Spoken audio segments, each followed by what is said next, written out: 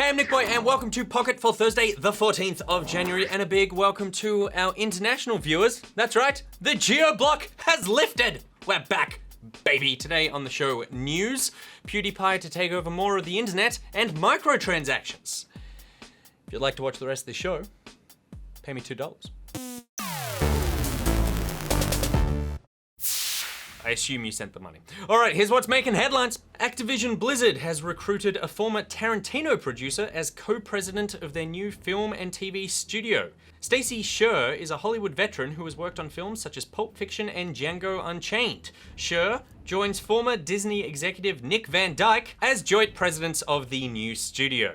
Next up, and some people who pre-ordered the upcoming Hitman game from the PlayStation Store have received cancellation notices, but everything is going to be okay. According to Sony, this is the result of some back-end changes to that item on the store, which meant they needed to remove it entirely. The game's publisher, Square Enix, stressed on Twitter that there is no reason to panic, saying we're just adjusting a few things and will update in a few days. The game is still set for a March 11 launch. And finally, the PC beta for Metal Gear Online has been taken down due to a possible exploit. A representative from Konami has said in the game's forums that the multiplayer mode was pulled temporarily, but did not divulge any further details. Kotaku is reporting that players discovered an exploit which was allowing them to get free MB coins, an in-game currency which also costs real money. I'm joined now by Peter Pan to discuss our last news story. Feels like I'm flying. Is that the right movie? Continuing the trend of not knowing how to react to the names that I call you. That's what he does. That. Let's start again. PewDiePie and friends have formed a new YouTube network called Revel Mode. Members include the Pie Man himself, Emma Blackery, Jacksepticeye, Dodger, Markiplier, among others. So these are some of the biggest YouTubers? Yeah. In fact, is he the biggest? Including the biggest YouTuber, Yeah. yeah. Coming together to form this network, cool idea. Yeah, really good. I'm really curious as to see how it works. I feel like it's one of those things where it's almost like a supergroup. Yeah, like right. the Traveling Wilburys. Which were very successful. They were, but they were really the only successful supergroup, what did you say? Yeah, weren't the Yardbirds? What, are you just making up band No, names now? I'm pretty sure Robert... Who was in the Yardbirds? I'm pretty sure, not Robert Plant, Jimmy Page was in the Yardbirds. Really? With, like, Clapton or something. Really? Correct me if I'm wrong. Yeah. But PewDiePie, no. PewDiePie would know. Like whether or not these guys all coming together and making content together will be successful, or if it's like there's too many strong voices, like there's too many people who are the focus of attention because they're all just YouTube by definition is just them. Yeah, it's interesting that like, okay, so they're a network. Yeah. And the way that YouTube networks work typically are that there are channels that are associated, and so that when you watch a video from one channel, you will then get redirected through to another video from another. You might channel also that's on like that Blake. banner. Yeah, you might also like X. But I don't know who it's really benefiting with these people who are already like the kings and queens of YouTube. Yeah, right. Feeding amongst themselves. Like, I'm pretty sure the 4 million people that subscribe to PewDiePie, Yeah. the 3 million that subscribe to Jacksepticeye or whatever, are already subscribed to PewDiePie. Yeah. Like, Yeah. the crossover is going to be pretty high, I think. What you're saying, you need some pocketing. Yeah. You need someone who would benefit from Bring us along. from literally millions of views. Yeah. So it's kind of like you know, how much are they contributing to each other? But then I guess the point of it is also they say that they want to create original content that's not just video game stuff. They want to do possibly game development. They say they want to get into philanthropy. Yeah, which I think charity stuff. Yeah, I mean that's the most positive thing Using that could their come out power of this, for using good. their power to raise some money. Like we see that with games done quick and stuff like that. Yeah. Like games are a good way. They have proven to be a good funding method for charity. Yeah. It's very ambitious of them. Like I'm interested to see what they come up with, whether it's just they're doing the same stuff and it's all feeding into itself, or whether they actually start crossing over a bit more and trying to come up with some new ways to do stuff, because I think like it takes a group like this to really push a medium forward. Yeah, it's actually like if this doesn't work, I feel like it sets it back for a while. Yeah. Because it is like, if anyone was going to make this work, it would be these guys. And so if it doesn't work, then it's kind of like, okay, maybe we need to rethink whether or not this is the right strategy for new media. And they are effectively a branch of Maker, which is the Disney-owned Yeah. distributor. Yeah, of so they digital already content have as well. some So like business cred. the resources. I mean, just the resources they have at their disposal, though. You know, like Get some Pixar in there. this is. Are you talking Mickey? No, you talking bringing in Mickey? controversial. A Mickey Pie! I'm talking about just bringing in a producer. Like, Oh, right. these people just like make like Mickey we Mouse? do. They make stuff from their bedrooms, right? Yeah, like, yeah. And it's entertaining. Yeah. But the production value is like not very high. Yeah. Not to degrade what they do, where they do a lot of like fun and entertaining stuff. Yeah. And it's a different kind of entertainment. But I feel like this could be the first step in taking YouTube to another level of content creation. To beyond jump cuts. Yep. Yeah. In Yeah. a bedroom. Yeah. Well, it will be really interesting to see, and give us a call. All right, moving on now. It's time for Thing of the day. Was But this we don't want to steal the thunder from the card that's about to come. Yeah, right. Thing of the day. Coldwood Interactive's Martin Salin has released a demonstration video on how to construct your very own Yanni from Unravel. Adorable. It's the same figure that Salin had on stage with him when he announced the game at E3 in 2015 and made us all cry. Thing of the day. And now it's talk through time. We use suggest topic. We talk through it. Today's topic comes from Andrew Nixon, who says, and also from a bunch of other people, but Andrew's the one who's getting all the credit. Do you feel that microtransactions in games, like keys to open chests and CSGO and that sort of thing, are ruining games? You could end up spending $100 on skins for a game that are not really worth much. Peter. So yeah, I mean, microtransactions are in a lot of AAA games these days. Yeah, and to be clear, we are going to talk here about microtransactions in AAA paid games, not in sort of free-to-play games, which is like a whole other discussion. Yeah. There was someone else who wrote in a question actually specified AAA, and I think that's the more interesting place to look at it because otherwise it's a much broader conversation. Yeah. Like Halo's Warzone, Call of Duty Black Ops 3, Yep. Rainbow Six, Evolve from early last year. Yeah. Even FIFA's got FIFA 'em. 16. They're coming to Uncharted 4's multiplayer. Yeah. They're everywhere. They are everywhere. I personally couldn't care less. It doesn't, I understand people. He was so scared about saying this to you, by the way. I understand people's concern with like balance in multiplayer, and that's a big deal. And I think let's start with FIFA 16 because I think it probably is an issue there, and it affects FIFA's Ultimate Team mode, which is where players get cards, they build a team out of the cards, and then they take those teams in and play against other. It's competitive online gaming with these decks that they build effectively. You see that as an issue. I see it as an issue where people are able to manipulate a competitive space by spending money. Like, I'm in a position where I can afford to spend money on games beyond the retail price. When I was a uni student, I couldn't. Mm-hmm. I would buy 2 games a year when I was a uni student, and I would have to play. I'd get like the umpteenth like second out of it, you know, just to like make the most value for money. And if I came up against someone then who had the competitive edge. Yeah, competitive edge because they had the financial edge. Yeah. That would be really frustrating. Yeah. So I'm on the other side of the fence where, and for a variety of reasons, I think that in AAA titles, microtransactions don't really have a place. The only ones I would maybe consider are cosmetic items in games because they obviously do nothing other than just make you look different. In free-to-play, obviously that's a whole separate issue. But in paid ones, the problem to me, FIFA, you're obviously getting competitive edge. There's like rec packs in Halo, which you say don't give you a competitive edge. I don't believe they do. Which, from my opinion, I barely play Halo. I played the Halo that you saw me play and that's it. But merely giving me the chance to pick up something else is something of an edge. Negligible though it may be, it is still that.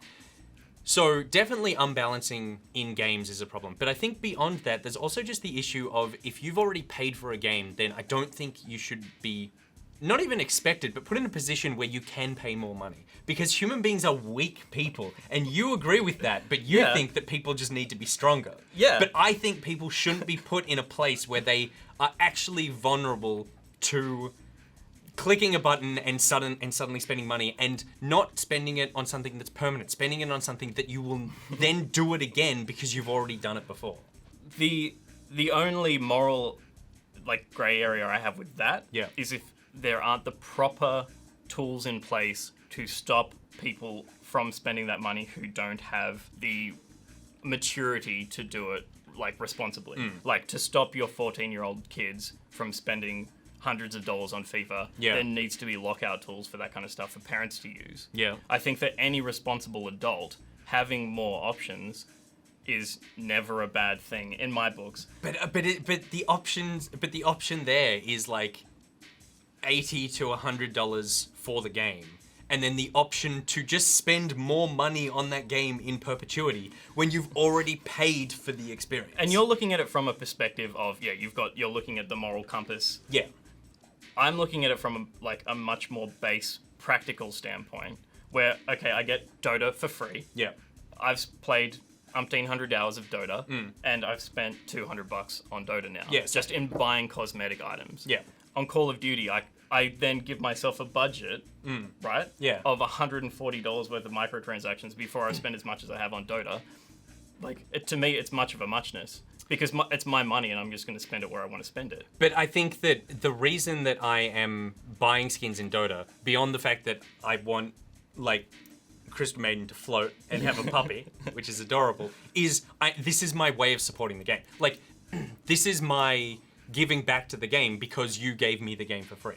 Like, they need to make money somehow. I know, but that's manipulation in its own right. I know, but that's why we're putting free-to-play aside. You've already paid for the game. You paid for the AAA experience. So you shouldn't be they shouldn't be going, oh, but maybe you could just give us a little bit more money. Also for something that encourages grinding. Like, by implementing a microtransaction economy in a game, you are going, okay. Which most games have these days. Yes, yeah.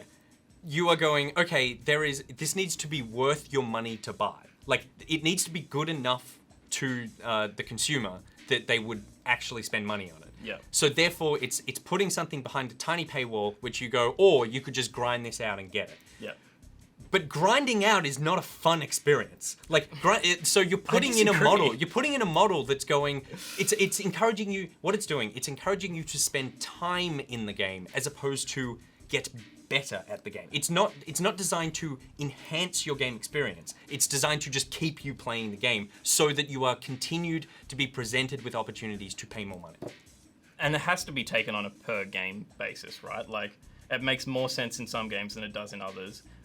I agree with that, but I don't think it. I think it needs to be a blanket thing on if it's a full retail game. I just don't think you should. I don't have a problem. I loved grinding out characters in Rainbow Six. Well, I didn't love it, but I never got to the point where I was like, I'm frustrated by this. But like, I was enjoying the process of it. But it was by paying that initial cost. It's the only thing you get then is, okay, I've paid that, I unlocked 2 characters, and now I have to grind out the rest of these characters. No, you have to play the game with the characters you just spent money to unlock. But because I paid the full retail. Why wouldn't like, it's not a collector game. But because I paid the full shooter, retail. a tactical shooter. No, I know, and I'm not saying that, like, tactically shoot things, Nick. No, I know, but I'm saying that, like, because I paid a full retail price, I should then be allowed to play every single character because I paid for those characters. I paid for them. No, you didn't. Yes, I did. No, you didn't. You paid for an experience that is curated by a game developer. They can do whatever the hell they want. That doesn't mean you should spend the money to buy it if that's not what you want. That's not a curated experience, though. That's just a grind. No, because it's not like... It may be like a manipulatively curated experience, but it is like defined by the developers. But yes, but it's like... But the curation is... You can unlock any 2 of these characters at the beginning, right? So therefore, there's no path which is like, oh, we're trying to make sure you don't get to this, you don't start using this character because this character is like super high technical difficulty. Like, you need to ramp up to that. Yeah. You can select any of them, but then if you want to play any more than 2 characters, you need to invest enough time in this game. And maybe, like, and sure, you bought the game to play it, but morally, I just think that, like, I should be allowed to play all of it because I shouldn't have to be dictated by you telling me that like, I'm not playing the game in the way that you wanted me to, when it's not taking me on a journey. It's actually just, options for playing it. But I think in that instance, that's where you go, right, these guys haven't made a game that I'm satisfied with. Yeah. And if you've bought it through Steam, you request your refund. But that's just not the case with most games. That was a very different thing that Rainbow Six tried to do. And I understand why you find it frustrating, because you're not the kind of person that will play a lot of these AAA games, like an extensive amount of a AAA game. And I am coming at it from a moral point of view. I'm not coming at it from like, I don't play Rainbow Six. Like I'm not frustrated because I can't play them. I'm frustrated because I go, you're putting that model in something that if I had paid money for that and then was blocked out of most of the content, I would be frustrated. If it was a game that I love. And where I'm happy to put in like 25, 30 hours into it, if you only want to get 5 hours worth of game time in it, just to kind of understand the game, how it works, and really get a sense of it, but you can't see all of that right from the start, I can understand why that is frustrating. And I think, again, with like so many of these topics, like, it needs to be pay with your wallet. Like, unfortunately, not nearly enough people actually listen to that. I read this thing that I think the FIFA card packs made EA $200 million from microtransactions. Like, that is an obscene amount of money. So people are not necessarily, like, voting with their wallet, but like, it takes the games that do this, if they aren't successful, they will stop doing this. Like, if the game is if Rainbow Six and Evolve and the Call of Duty unlock system, if they all flunked financially, they would remove that, because they would go, this is not working. Yeah, I know, but you've just said that they haven't, right? Like, $200 million is a lot. That's what I mean. That's just one game. Yeah. I know the Warzone money, like buying the rec packs. The rec packs, yeah. At least for a period of time, Microsoft was redistributing that money back into like prize pools and into stuff. Prize pools and back into the game itself. And I think if that continues to happen, if we see the money the extra revenue stream that we're sending to developers coming back to the community in those kinds of ways, I have absolutely no problem with it existing in AAA games.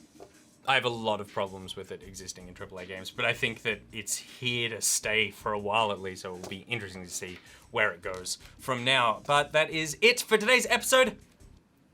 My Pocketeers! But let us know in the comments what you think about microtransactions in AAA titles. I would be very interested to see all the little fighting. And don't hurt me. Don't hurt Pete. Don't hurt him. He's just a corporate suit, okay? He's a producer. He's not an artist like me. I've got like 10 suits over there that were wildly unpopular, so you can wear one of those. And while you're in the comments, please let us know what you would like us to talk through on tomorrow's episode. And while you're on the internet, keep on top of everything Good Game by checking us out on Facebook, YouTube, and iView. Want to meet fellow Pocketeers? Then join the Pocketeers Facebook group and Steam group. You can follow Good Game on Twitter at GoodGameTV, follow Pocket at NichBoy, at Pierreth, and at GGEditMonkey.